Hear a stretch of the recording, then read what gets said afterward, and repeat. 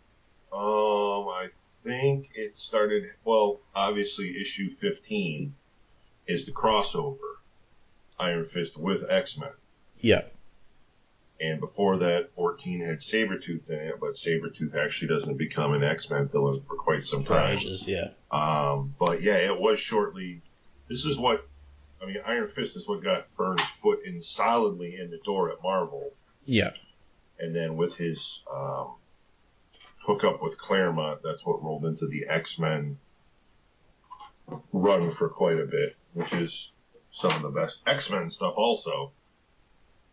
Well, it's considered by a lot of people like the X-Men run, really. I mean, we give these guys a lot of crap because personally they have attitudes and whatnot, but... Well, I don't know about Claremont. Writing in... Byrne has a lot of attitude problems. Writing and art style, these are the books to get and read. Yeah. Like, John Byrne might be an abrasive, not safe for this particular podcast word, but his Superman run is like one of the best runs ever, and that's Superman, a really nice guy that he's writing well. So yeah, don't ever really let the writer's personality or anything throw you off, because usually it means they're smart. So yeah, it's not a kind industry. It turns people, honestly.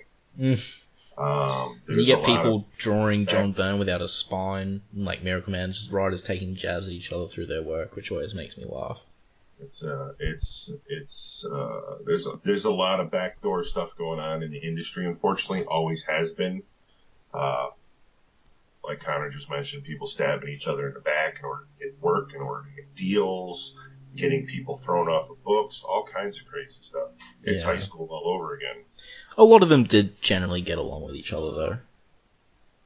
Yeah. I'd say there was like more good than bad. You just hear more about the bad, obviously. And then we can go to like the king of the controversies, which is Stan Lee and Jack Kirby, but I feel like we could do a whole podcast about that, so... That whole time era, that's a whole other story about what went down back in those days. It's going to be so painful when Stanley dies. Like, it'll be so... I don't hate the guy, I think he's great for what he did, but there's just going to be so many people, like, just giving him complete credit for stuff that he didn't really do. I don't know. He's kind of come clean on almost all of that by making almost. There's a few things where he just hasn't, though, like Spider-Man with Dicto. He still hasn't.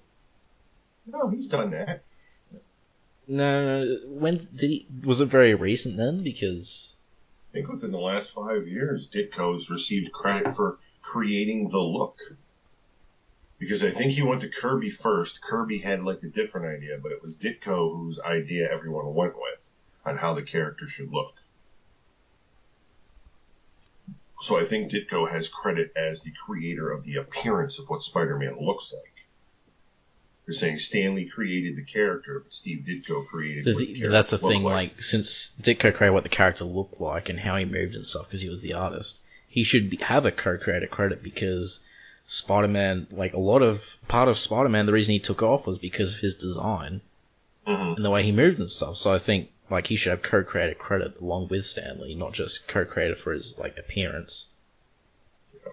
Because if you made Spider-Man like a Kirby-esque blocky Darkseid, I don't know. Maybe that's a bad example because Kirby's awesome, but he might not have taken off as much. I don't even know how Kirby's brain worked. And it's incredible. Just the shading and stuff he would throw on all these different characters, these circular patterns and lines, and it's just like, and the fact that, doesn't he have some record of like pounding out 10 pages a day? I don't know, but I know he was like super experimental.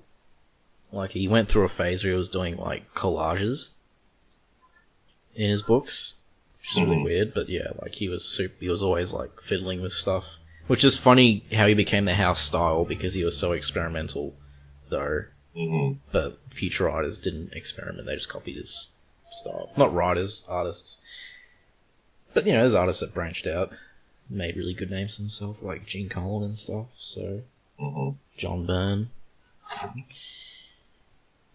Anyway, so Back to the book. After meeting Jean and Scott Summers in the hallway, they proceed to go see how Colleen is doing. And she looks like she's doing fantastic. It's not good. Yes, no, it's not good. Colleen. So the reason why Misty throws no shade towards Danny this issue is because apparently it was all Colleen this week. My father doesn't even know me. Every time he thinks of me, he flashes back to Angar's Mindstorm. God knows what he saw in it. But rather than seeing it again, he blanks me out of his mind as if I died years ago with my mother, which never, I believe, gets explained how she passed. And if I'd never existed at all. Oh, God.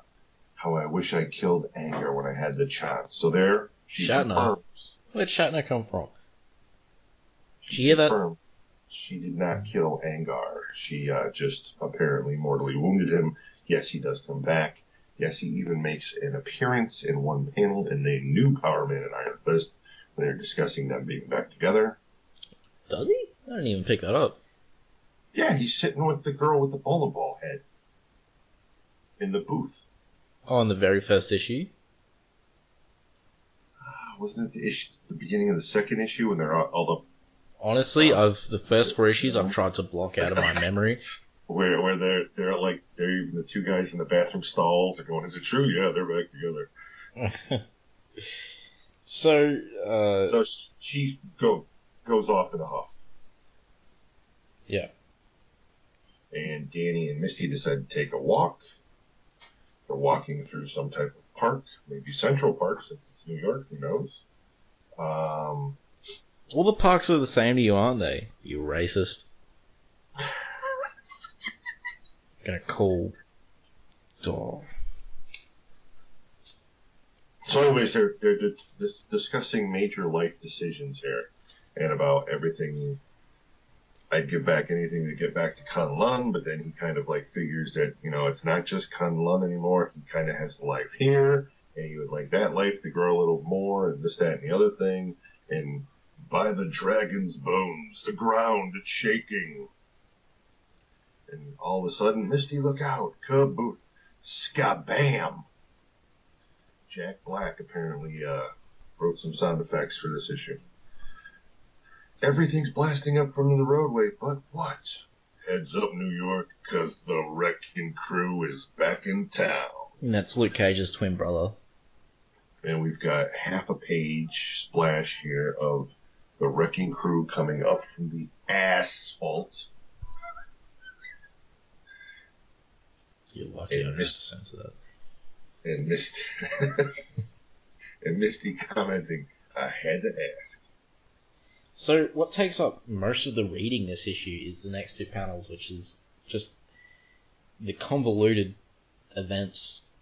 But we should get into at least the first half. Oh, we'll cover it. Page 10, which is pretty much kind of like, well, it's not even the full origin. No. But Doctor Strange is there. The Wrecker has actually quite an interesting origin.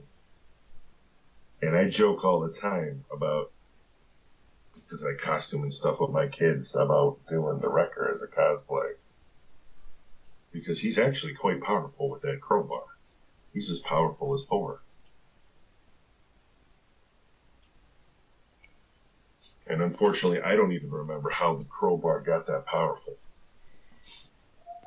If Loki had something to do with it or something. Interlude. We're turning back the clock to Defenders number 19 in the moment after Doctor Strange defeated the Wrecker in Mortal Kombat. Yes, Doctor Strange is a badass. If you haven't realized this yet, buy some freaking books, people. He's the only guy with the collar bigger than Danny, so you know he means business. And as you all saw, if you look at our Facebook page, I scored one of the San Diego Comic-Con exclusive Doctor Strange pops, and it's awesome. Super detailed. The moment where the good doctor zapped the Wrecker's mystically charged wrecking ball into a netherverse limbo.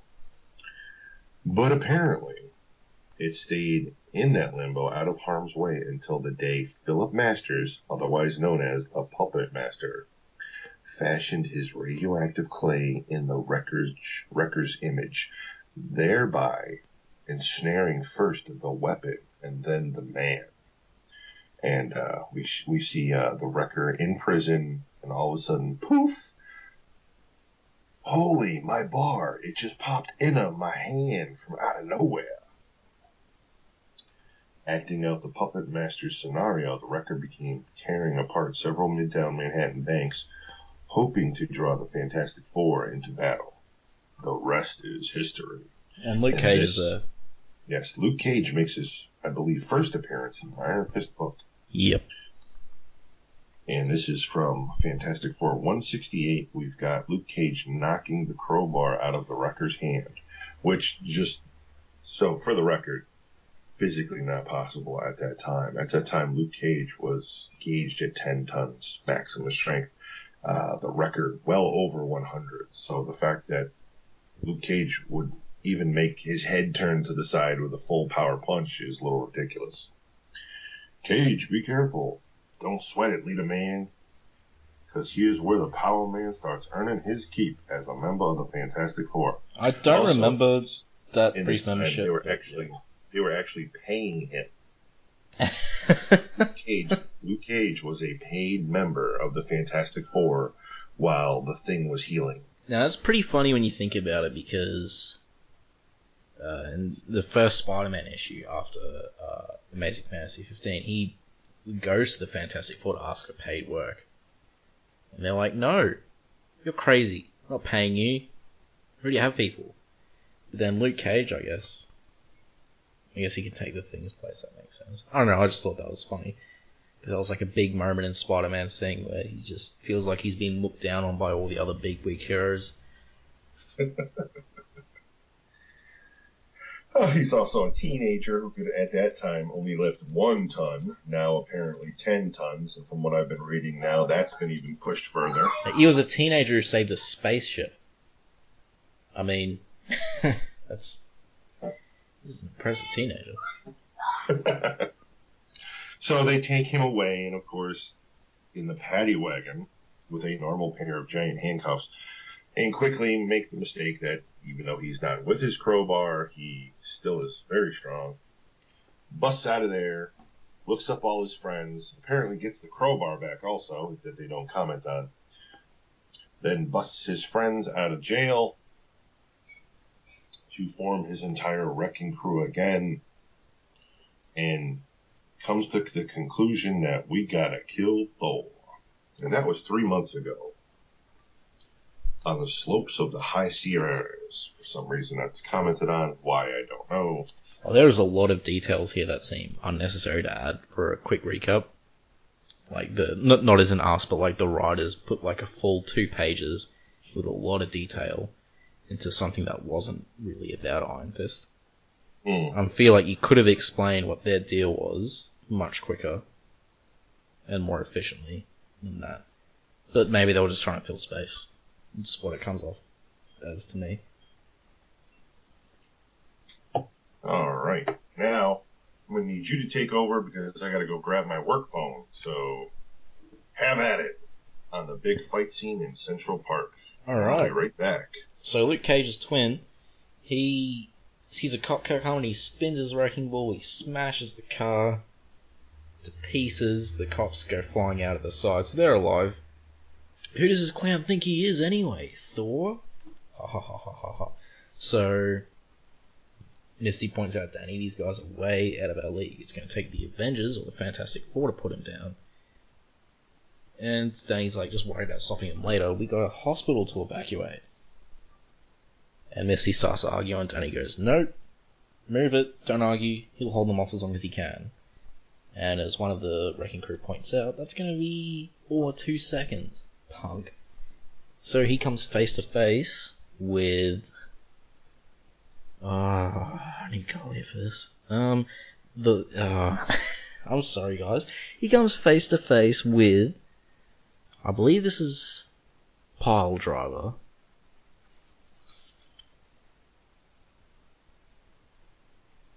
Yeah, I believe it's Pile Driver. And then Bulldozer comes charging at him, but Iron Fist uses his body against him, a la Judo, his body weight, and throws him over him. I like those moon boots. So, yeah, Carl, can you clear up the guy charging at Danny? That's Bulldozer, right? Bulldozer is the one with the helmet. Pile Driver is the blonde. I got it right, yes. So, yeah, he throws Bulldozer on his butt. Bulldozer gets back up. Danny points out what a pulverized normal man, but Bulldozer isn't even shaken. Bulldozer points out, who do you think you are, boy? Some sort of Bruce Lee? Ha ha ha ha. And the Wrecker points out, well, he's like, that's enough, all of you. And they're there to get Dr. Don Blake, that friend of Thor's, so that they can use some bargaining chip. Little do they know, though, that Don Blake is Thor. I wonder how many folks knew that Thor had a secret identity back in the day. In fact, it was Don Blake that turned into Thor, not the other way around. Yes. He would strike his walking stick on the ground and become Thor. Yeah, I believe the idea was he found Thor's hammer and got imbued with his powers and sort of just became Thor. Yes, that was the original origin. He found it in a cave. Found the walking stick in a cave on an altar, struck it off the altar, became Thor, and the rest is history. Then, of course, they retroconned the entire origin that Don was actually Thor in human form the whole time. He didn't even know he was Thor, though, because of a punishment from Odin until he found the walking stick. It's not the worst retcon ever, but it's not great. Especially if there was, like, Don Blake fans. Anyway, the Wrecker chucks the ground up from under Danny, and sends Danny, flying. And he, says they can be using their time better than punching out some stupid college kid. How long has it been, Danny? He'd be like 20 now, wouldn't he? It's been like a year. Yeah. And then we have Wrecking Ball spinning it over his head. Or Thunderball, rather, spinning the Wrecking Ball over his head, saying, I'm going to smash you to a pulp, Iron Fist, and I'm going to laugh while I'm doing it. And, of course, Danny's got a comment that I love that his mask tie is flying in the air in the direction of the spin. Yeah. Danny, of course, has the comment that his hand is being charged because we can't see that. Yeah. And he's going full power at the ball. Time to die, baby. There ain't no power on earth that can stand against my Wrecking Ball. Shka-cow. And he loves Shka-cow. We're left with a flash to your favorite person in the world. Alan. We leave the fight altogether to go to Alan. Wait, you did the part about Iron Fist clapping his hands over Pile Driver, didn't you? Nope. Because that's awesome. Oh, the double ear chop? Yeah. It's double ear chop's amazing. Double ear palms or whatever. Pile Driver's ears, and he's like, ah! And, yeah. Well, he also had Misty at the time. He had captured Misty, so that sprung Danny into action. After Misty threw a chunk of... No, after she, misdirected Bulldozer. Sorry, guys. Sorry, it's pretty that was late. my fault. I had pages stick together. Oh, yeah. Sticky pages. And Bulldozer also gets hit by a Wrecking Ball because Danny dodges it and gets him hit with it. So, yeah. And yep, now to the next page. Sweaty Alan. Connor's favorite. Look at me, I'm Irish, I'm Danny's best friend. Give me a potato. Ho ho ho. Some potato and some vodka. Alright, so. We get his backstory. We leave the fight altogether to see Alan in full orange fro and the jean suit, as my brother used to call it, running. But in one man's dreams, the setting is Belfast, Northern Ireland, and the time is Christmas week. The man is running a race, one that he's run every night for the last few years. Get out, for God's sakes! Get out of this store! Oh dear. There's a boom. A boom! Oh, Carl, please stop. So the bomb blows up, kills everyone in there, and Alan wakes up. He was having a nightmare, as you can probably tell from the curved edges of the borders anyway in that little dream sequence. And he used to be the best explosive man for the IRA. Depending on your point of view, he's a freedom fighter, a patriot, a soldier, a terrorist, a bomber. Well, I know what I think the IRA is. It's not freedom fighters. What are they? Terrorists. You heard it here first. Well, actually, I don't know what they're doing these days. Apparently they've gotten a lot better, so...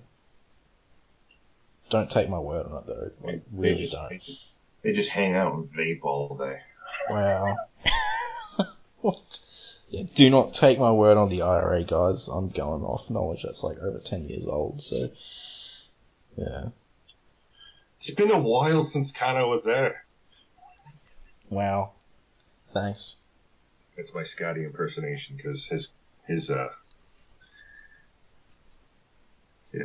was it The Simpsons where Scotty was too fat to reach the controls? I don't remember. I was not really a huge Simpsons fan. I lived with a roommate who would literally watch like 6 episodes a day, so it kind of turned me off. Yeah. Anyway, Alan's really buff. He is cut. Look at him. So he wakes up. God, as bad as the nightmare's ever been, and all those people, the children, I didn't want to. You've got to believe that. It wasn't my fault. So he blew up It was your fault. You set them. He's talking to himself. He's arguing with himself. You set the bombs. You knew in your heart that it was only a matter of time before someone got hurt. So now you're paying the price, one that's far more terrible. Oh. Lifetime stretch away. Speaking of terrible accents. It's more like a Kiwi accent than an Irish accent.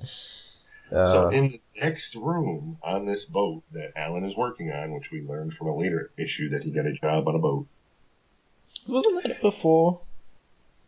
There he goes, screaming like all the devil in hells were after him. Close enough to him, we're after him, and I think he knows it. Dealer takes 2 cards. They're playing poker. I don't see why we have to wait. I say we finish him off now. And that's why I'm in charge of this operation, boyo. Why does this dude have a boomerang? Because we'll get to that later. Oh, no, sorry, I thought it was one of the 2 thugs that had it, and I was just like, what? But I just remembered, so, yeah. That's called foreshadowing. Yeah. No, I just thought it was one of the 2 thugs and a boomerang. I'm like, I thought that they got their ethnicities mixed up and they thought the Irish threw boomerangs at people, which really wouldn't surprise me. So the guy in the shades playing poker says there's nowhere you can run to and no man or superhero who can protect you. Even though he's not talking to Alan because Alan's in the next room. So right. Because our causes are your bag. Patrick, I'm in it for the money and for the chance to prove to the world that I'm as deadly as ever. And that's the person who chucks the boomerang on top of the pile of bets, which it looks like someone's even betting their gun. Yeah. If snuffing this dude, Kavanaugh and Iron Fist is what the job demands, then that's the way I'll play it. Queen high flush, gentlemen, I win. Today, a poker hand. Alan's segments are great. They're just abandon logic and common sense. And that's Carl's phone again. So I will take over from here till he gets back. So, yeah. We go back to the fight. Wrecking Ball, well, looks like he's been knocked to hell, and there's a huge trail where his body slid. And he says, I have a feeling that was your best shot, fella, because Iron Fist gave it all out. And if that's what it means, then he's as good as gone, really. But the cops foolishly try and arrest Luke Cage's twin, not knowing that he also has invulnerability. You're under arrest, mister. You even breathe hard, and we open fire. Did they just pull him over because he was black? They didn't even see everything else that was going on. They're just like, oh. They've been there the whole time. Who are you talking about? He's a known criminal. Yeah. He's also a escaped prisoner.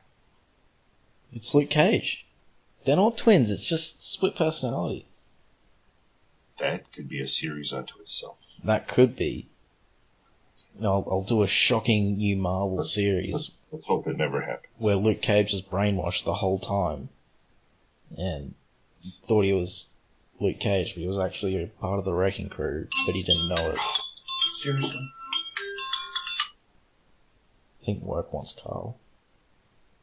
No, I work with a bunch of morons. Oh, okay. Well, that too. So we go back to Iron Fist and he's fighting while all that insanity is happening outside with Luke Cage's twin and the cops. He is fighting the Wrecker. And, well, fighting is one word for it. He's essentially dodging him as much as he can because one hit and he is dead. So Iron Fist charges up both of his fists and he thinks to himself he's got to gamble everything. His will against his. Yes, if you want me that badly, Wrecker, then here I am. And Wrecker's like, man, you're crazier than I thought. So he swings the crowbar at him and Iron Fist grabs onto the crowbar. And there's a great panel down the bottom here. Contact. Even as Iron Fist's hands touch the Wrecker's bar, the two men begin to glow like newborn stars. Strain etched deep on their faces as the power of Shaolu the Undying is pitted against that of Carnilla, Queen of the Norns. I guess there's a little hint on who created the crowbar. Yeah. For a seeming eternity, neither man says a word, and then the last hero who tried to steal my bar like this was Doc Strange. He was masters of the mystic arts, and it took everything he had to beat me. So the interesting thing here is that pretty much compares them both as both vessels for vast mystical powers. Well, I guess because we've talked about the way Danny and Shulu's and the whole chi thing works a lot, and we have obviously come to the conclusion that different writers, different way it works, but yep. Yeah, it's always interesting to see when stuff like this comes up anyway. So and next panel we have the Wrecker with double-handed swinging backwards over his head of the bar, Danny flying backwards. You're good, Iron Fist, but whatever you are, you ain't that good, and you ain't got that kind of power. At least not yet. Iron Fist, screams Misty. Lord in heaven, he's lying so still. Well, well, well. Sounds to me like our superhero has a girl. Thunderball! At your service, ma'am, as Thunderball wraps Misty in his chain from his wrecking ball. And, of course, makes one false move and I'll break you in two. Iron Fist is back up. Let her go, Thunderball. Bad James Bond rip-off movie. Wow. Thunderball. I hated Thunderball. I love the fact that Sean Connery decided to no longer be James Bond. Roger Moore was making a name for himself being James Bond. So Sean Connery came back to do Never Say Never Again. A complete remake of a movie he's already done. Yeah. I didn't even like the original Thunderball. I thought it was crap. I thought it was garbage. I mean, this James Bond just acted really, really stupid for the whole thing.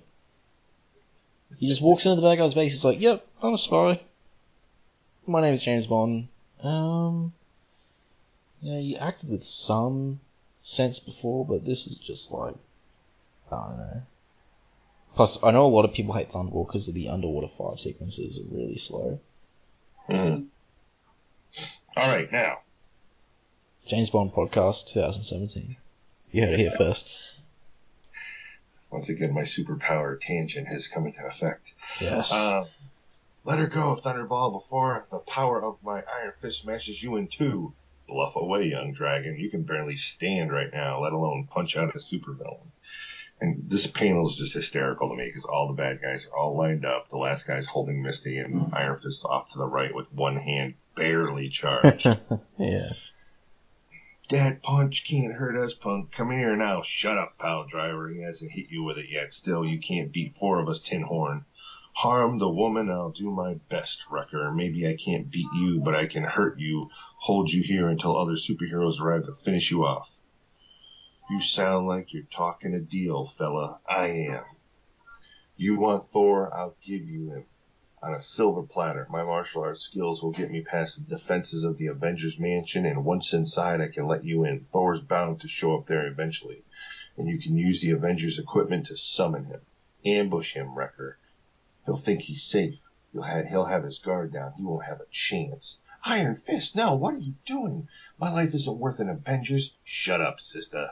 Unless you want a knuckle sandwich. I love Bulldozer's face in that panel.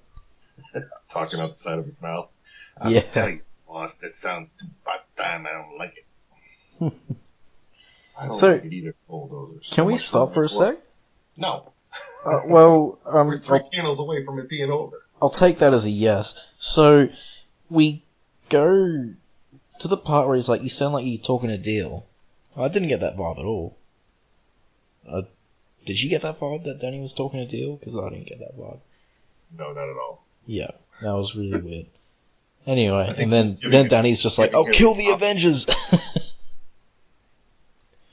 It's just funny how it goes from that to just like, "Oh, kill the Avengers," and it's like, okay. Anyway, so basically it comes down to we've got your girl. You're on. Get into the Avengers Mansion.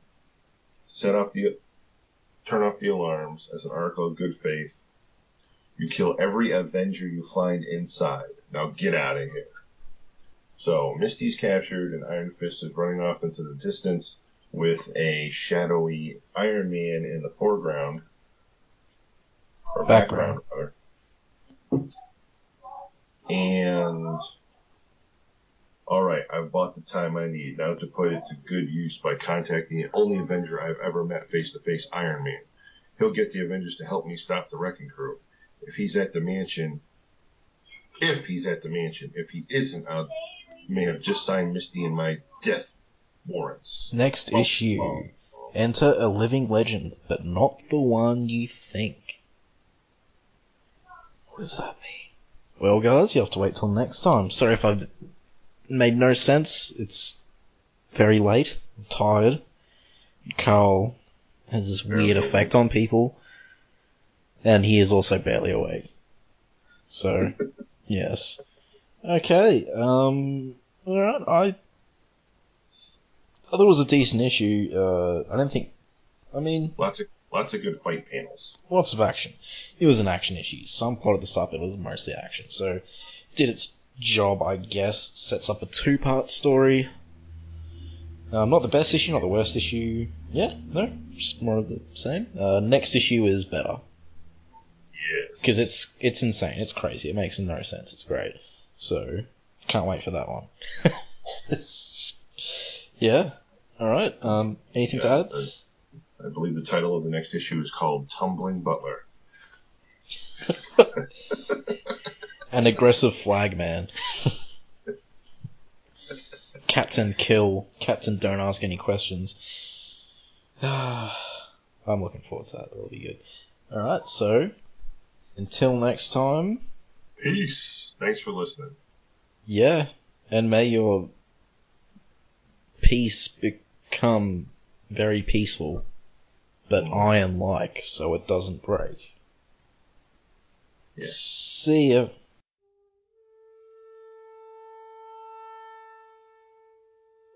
Iron Fist and all other characters in these comics are properties of Marvel and Disney, and any music or images we use belong to their respective copyright holders, and we do this for fun, so please don't sue us. You can contact us at sonsofthedragonpodcast@gmail.com. Just send us mail, comments, thoughts, send us anything you want really, even if it's not about Iron Fist. And if you don't want it read out on the air, just mention that. You can also reach us at Facebook, the Immortal Iron Fist Podcast, Sons of the Dragon, our Twitter, at Iron Fist Podcast, our SoundCloud, soundcloud.com/Sons of the Dragon with hyphens where the spaces are, our YouTube, Connor Carl, just search Iron Fist Podcast on YouTube and you'll find us real quick. And then there's our WordPress, Sons of the Dragon, the Immortal Iron Fist Podcast.wordpress.com. We are also on iTunes. Feel free to rate us there. If you rate us less than 5 stars, well, just tell us what we're doing wrong and we'll try and improve that. And last but not least, we are on Podcast Garden in the literature section. And thanks to Thomas Tissot for the theme song at the start. And thanks.